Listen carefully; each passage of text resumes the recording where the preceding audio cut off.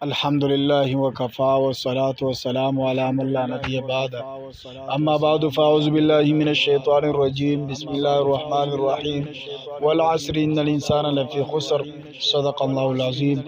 معزز اسلامی بھائیو، ابھی آپ حضرات کے سامنے خطبہ مسنون کے بعد سورۃ عصر کی تلاوت کی گئی۔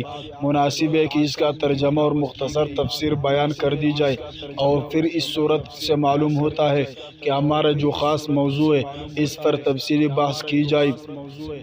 اللہ رب العالمین فرماتا ہے والعصر، زمانے کی قسم، زمانے سے مراد رات و دن کی گردش اور ان کا عد و بدل کرانا ہے، یعنی رات آتے ہی تو اندھیرا چھا جاتا ہے اور دن نکلتا ہے تو ہر چیز روشن ہو جاتی ہے۔ اس کے علاوہ کبھی رات لمبی دن چھوٹا اور کبھی دن لمبا اور رات چھوٹی ہوتی ہے۔ یہی مرور زمانہ ہے جو اللہ تعالیٰ کی قدرت اور کاریگری پر دلالت کرتا ہے، اس لیے اللہ تعالیٰ نے اس کی قسم کھائی ہے ان الانسان لفی خسر، بالیقین انسان سر تاثر نقصان میں ہے۔ انسان کا خسارہ اور ہلاکت واضح ہے کہ جب تک وہ زندہ رہتا ہے اس کے رات و دن سخت محنت کرتے ہوئے گزرتے ہیں، پھر جب موت آتی ہے تو موت کے بعد بھی آرام و راحت نصیب نہیں ہوتی بلکہ وہ جہنم کا ایندھن بنتا ہے۔ پھر آگے اللہ رب العالمین کہتا ہے الا الذین آمنوا وعملوا الصالحات، سوائے ان لوگوں کے جو ایمان لائے اور نیک عمل کیے۔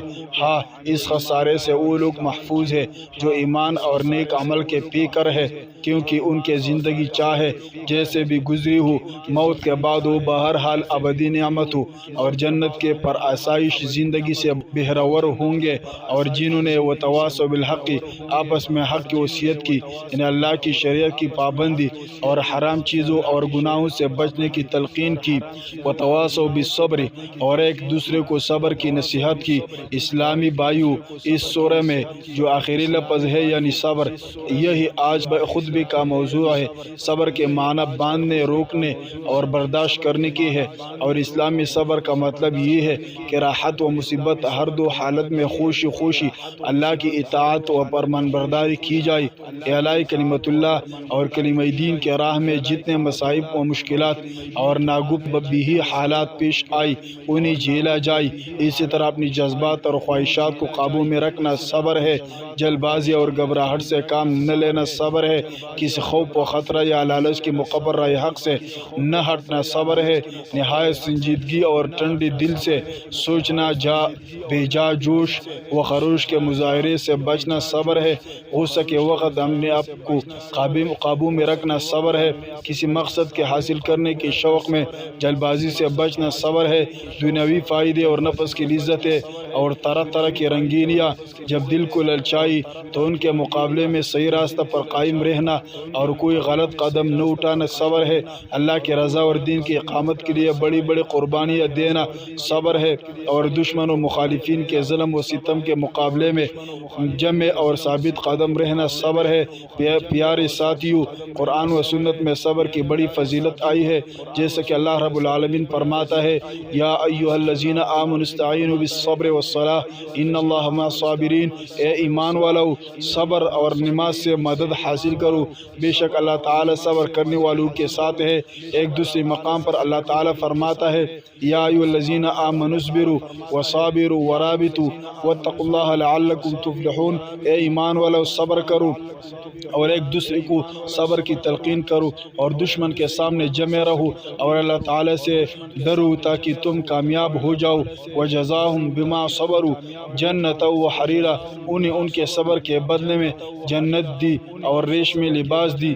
معزز حضرات، صبر کے متعلق قرآن مجید میں اور بھی بہت سے آیات ہیں جن سے معلوم ہوتا ہے کہ صبر اختیار کرنا مومن کے لیے ایک ضروری صفت ہے۔ اللہ تعالی نے اس صفت کو پیدا کرنے کی تاکید فرمائی ہے، اور اس صفت کے اختیار کرنے والوں کو اللہ تعالی بے حد پسند فرماتا ہے۔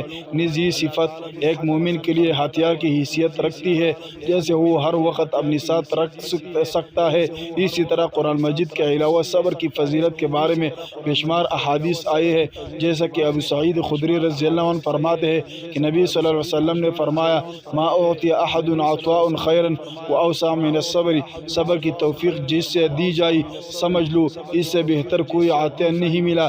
ایک دوسرے حدیث میں آپ صلی اللہ علیہ وسلم نے صبر کو روشنی سے تعبیر کیا ہے، الصبر ضیاء، صبر روشنی ہے۔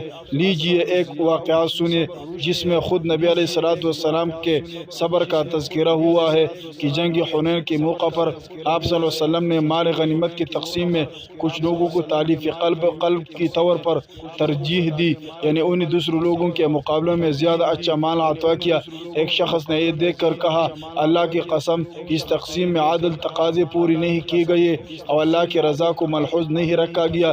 جب آپ صلی اللہ علیہ وسلم نے یہ بات سنی تو آپ صلی اللہ علیہ وسلم کا چہرہ سرخ ہو گیا، پھر آپ نے فرمایا فَمَن يَعْدِلُ إِذَا لَمْ يَعْدِلِ اللَّهُ وَرَسُولُهُ، پھر کون انصاف کرے گا جب اللہ اور اس کا رسول انصاف نہیں کرے گا۔ پھر آپ صلی اللہ علیہ وسلم نے مزید فرمایا رحم اللہ موسیٰ قد اوذی بأکثر من ھذا فصبر، علیہ السلام پر اللہ رحم کرے، انہیں اس سے زیادہ ایذائی دی گئی مگر انہوں نے صبر کیا۔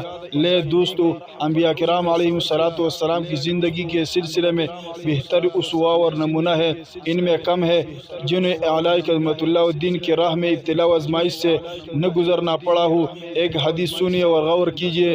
حضرت عبداللہ بن مسعود رضی اللہ عنہما فرماتے ہیں کہ رسول اللہ صلی اللہ علیہ وسلم ایک نبی کا حال بیان کر رہے تھے جنہیں ان کی قوم نے خون آلود کر دیا تھا، وہ اپنے چہرے سے خون بھی صاف کر رہے تھے اور کہے جا رہے تھے اللہم اغفر لقومی فإنہم لا يعلمون، اے اللہ میرے قوم کی مغفرت فرما کیونکہ پہچانتے نہیں ہے۔